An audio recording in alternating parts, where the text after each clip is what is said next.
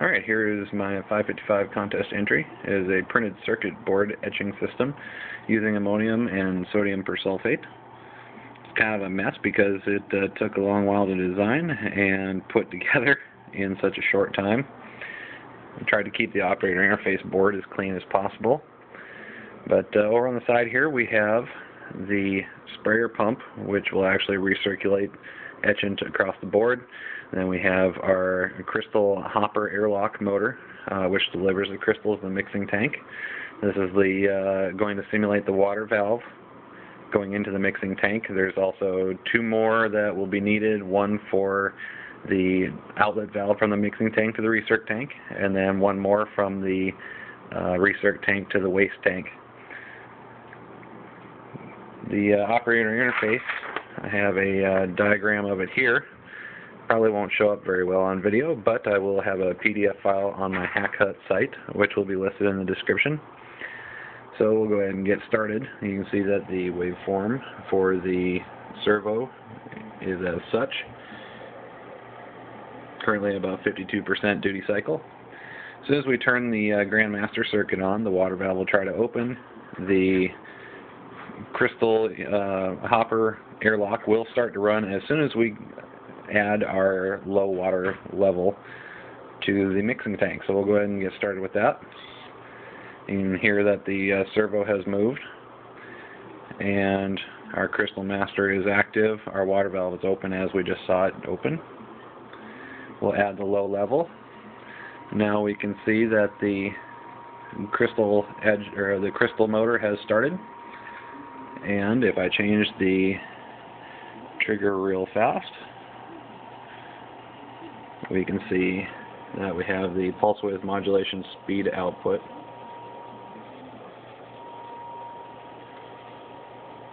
On the mixer motor itself.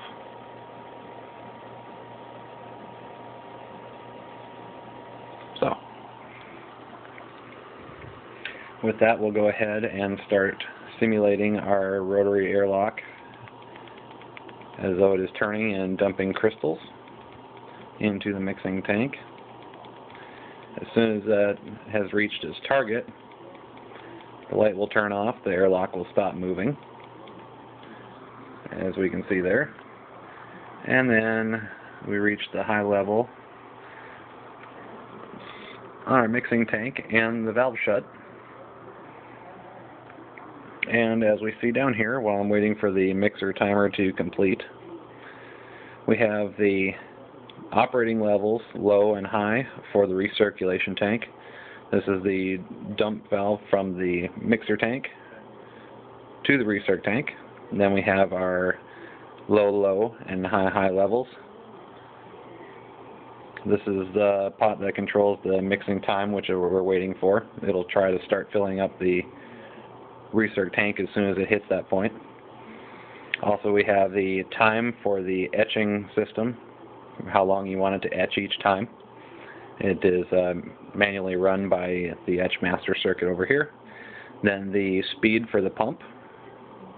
And then down below we have the time in between waste dumps. It can be adjusted here. We have a waste high level here so that you don't overfill your waste tank, which wouldn't be pleasant with acid all over the place. And that LED right there will actually show us the level, or excuse me, the valve for the waste as well. Turn that all the way down and get it to cycle as quick as possible.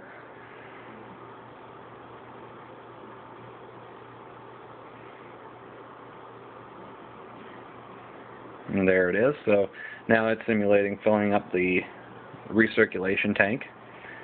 We'll give it a low level, a low. Now what that allows us to do is we could right now start the recirculation process if we wanted to, but we're going to go ahead and simulate the low operating level, and then we'll simulate the high operating level, and you'll see that the mixer outlet valve has turned off. I'm sorry, the LEDs are so bright. Alright, so then we start our circulation. You can see that the etching is now working. Our sprayer pump is running. Now, intermittently, on the time basis from here, the waste valve will actually open and close by itself. And the etching system is on its own time, of course. I'll let one cycle of the waste valve go through, and then I'll demonstrate the interlocking for protecting your pump.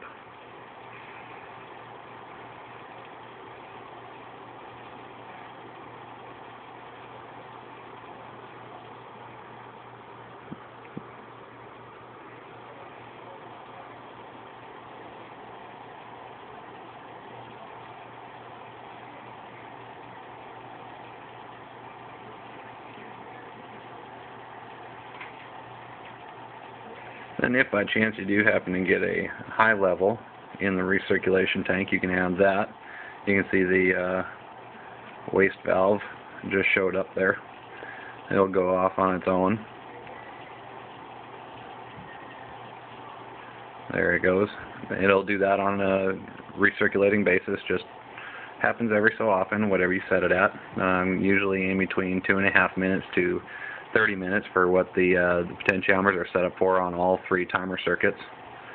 And then to protect your pump, if you lose your low level, it will actually shut the motor off so that you do not cavitate your pump and lose suction, of course. And then as soon as you get the low level back, you can start it back up again. Of course, that does restart from scratch as far as the timing is concerned.